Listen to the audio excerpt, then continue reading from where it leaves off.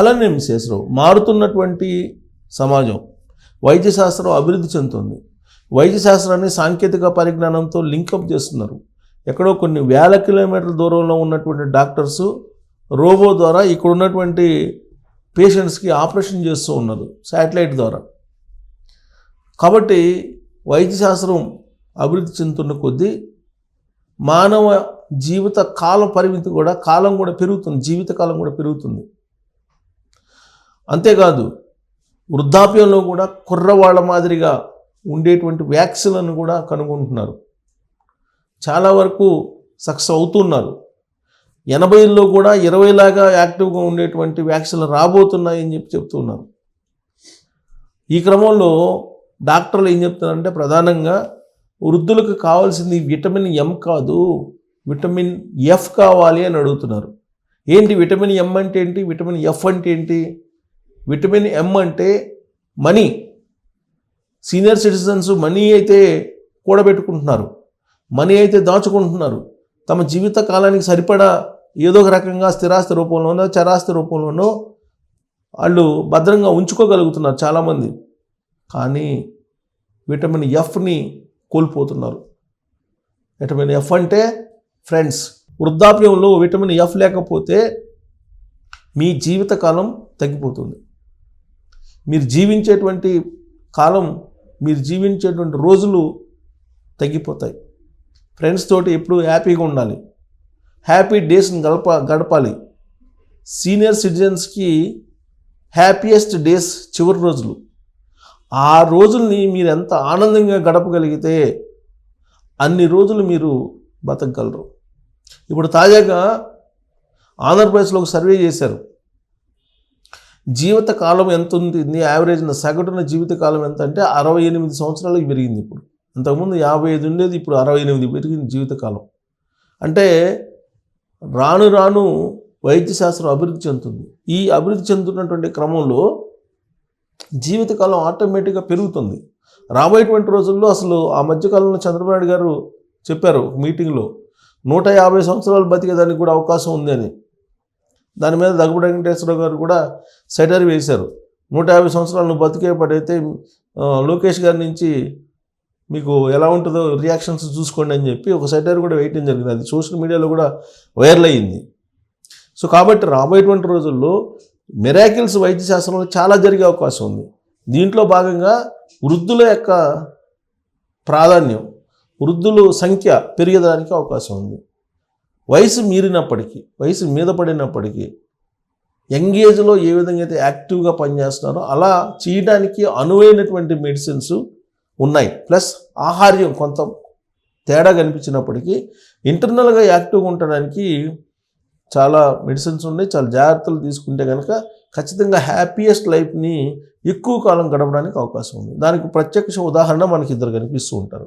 ఒకళ్ళు నరేంద్ర మోడీ గారు, రెండు చంద్రబాబు నాయుడు గారు. సో చంద్రబాబు నాయుడు గారు ఇవాళకి కూడా 75 సంవత్సరాలు అయినప్పటికీ కూడా ఆయన యాక్టివ్గా తిరుమల తిరుపతి దేవస్థానం స్టెప్స్ని 2.5 గంటలో ముగించగలరు. తిరుమల అలిపిరి నుంచి తిరుమలకి 2.5 గంటలో వెళ్ళగలరు చంద్రబాబు నాయుడు గారు. అలాగే నరేంద్ర మోడీ గారు కూడా అంతే. నరేంద్ర మోడీ గారు కూడా చాలా క్లియర్గా ఆయన ఆరోగ్యం గురించి ఈ మధ్యనే ఎంపీలతో కూడా చెప్పారు. కేవలం 3 గంటలు, 3 నుంచి 3.5 గంటలు మాత్రమే నిద్రపోతానని చెప్పారు ఆయన.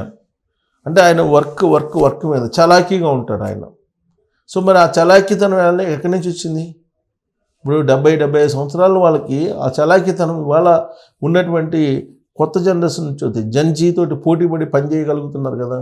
చంద్రబాబు నాయుడు గారు ఆయన అంతే 3 అవర్స్ పనుకుంటారు.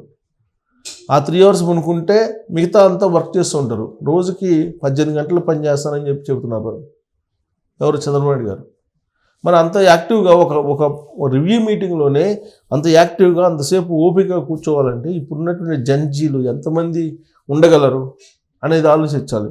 సో వయసు మీద పడినటువంటి వాళ్ళకి ఇప్పుడు చివరి నిమిషంలో అంటే వృద్ధాప్యంలో వాళ్ళకి ఏమేం కావాలి, ఎలాంటి వ్యాక్సిన్లు కావాలి అనేది జెరియాట్రిస్ట్ అసోసియేషన్, ఇంటర్నేషనల్గా ఉండేటువంటి జెరియాస్టిక్ అసోసియేషను ఇప్పుడు ఒక సమావేశాన్ని ఏర్పాటు చేసుకుంది. ఆ సమావేశంలో కీలకమైనటువంటి అంశాలను వెల్లడించింది.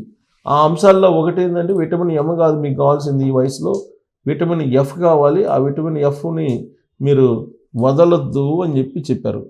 సో దానికి సంబంధించిన రిపోర్ట్ ఇది. ఇక్కడ చూడండి, వృద్ధాప్య సునామీని ఎదుర్కొందాం, జెరియాట్రిక్ సొసైటీ ఆఫ్ ఇండియా సదస్సు పిలుపు. జెరియాట్రిక్ సొసైటీ ఆఫ్ ఇండియా సదస్సు పిలుపు. అమెరికాలో జెరియాట్రిక్కి ఉన్నంత వాల్యూ మరొక వైద్య డాక్టర్కి లేదు. ఎందుకంటే జెరియాట్రిక్ అనేది అక్కడ సీనియర్ సిటిజన్స్కి బాగా ఉంటుంది. అందుకే అక్కడ పోయినటువంటి డాక్టర్స్ ఎక్కువ మంది జెరియాట్రిక్స్ చేస్తూ ఉంటారు, చదువుతుంటారు.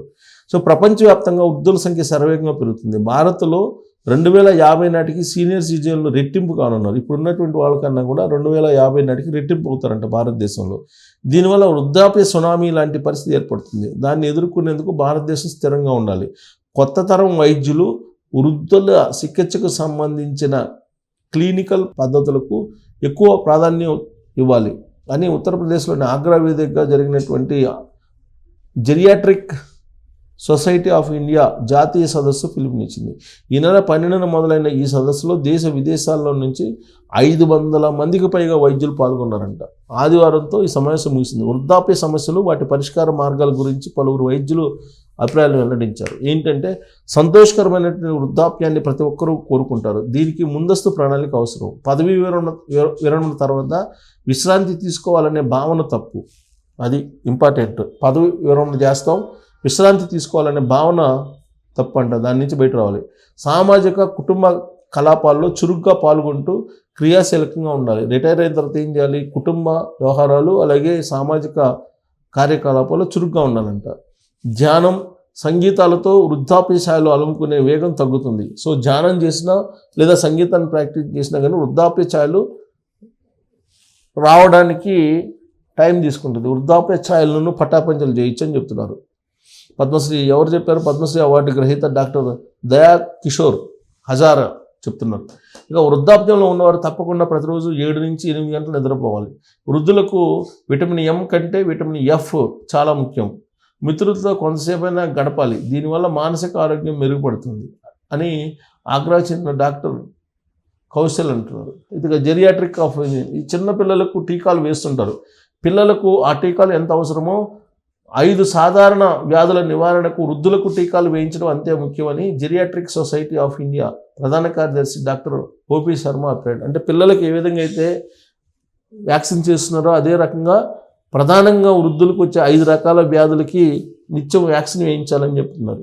ఇంకా ఉత్తరప్రదేశ్ సంబంధించినటువంటి బ్రాండ్ అంబాసిడర్ దీనికి జెరియాట్రిక్ ఆయన ఏమంటున్నారంటే మధురా జిల్లా కోసిప్రాటానికి చెందిన డాక్టర్ అనిల్ కుమార్ అగర్వాల్ ఏమంటున్నారంటే ఆయన వయసు 71 సంవత్సరాలు అంట.